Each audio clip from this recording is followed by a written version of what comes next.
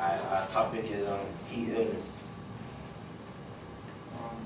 The definition of heat illness, basically, when you acclimatize the heat, it reduces the chances of heat illness happening and the symptoms that come with it. So I can't read. The most common form of heat illnesses amongst athletes are heat cramps, heat stroke, such as fainting, and heat exhaustion. Heat cramps are usually uncommon, but they are more likely to happen with athletes training in the heat.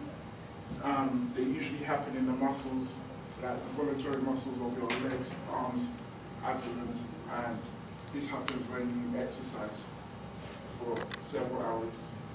And it can occur because sodium from the muscles has come out and it can cause the cramp to happen.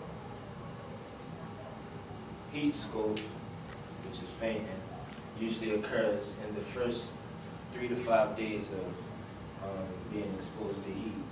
This is when the humidity or the dry temperature within the atmosphere, heat stroke will occur. By heating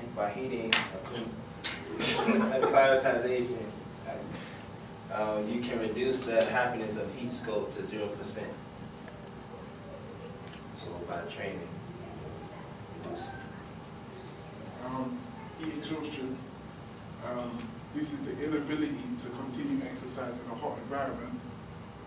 It is the most common form of heat illness amongst athletes whilst they're training. The symptoms are usually vague and differ depending on the situation that you've been placed in as an athlete. Under heat exhaustion, symptoms that can arise are headaches, dizziness and tiredness. Heat acclimatization can reduce the symptoms of heat exhaustion after 8 days of strenuous on and off running. Factors affecting acclimatization. The person themselves can influence how effective acclimatization can be. So if you train more, you will have a higher rate of acclimatization, you adapt to the heat better. Other factors such as decreased training or lower VO2 max may affect acclimatization. Heat tolerance is a factor that deals with this. The inability to develop normal physical adaptations during repeated days of exercise in a hot environment. The loss of acclimatization, basically, if after you've acclimatized, it can vanish within a few weeks or days of not training at all. And the adaptation that will occur because of this loss of acclimatization is that you lose a good heart rate and other cardiovascular variables, so a lowering of VO2 max and etc. Okay, quick question. Is there a relationship between fitness and heat acclimatization? Yes.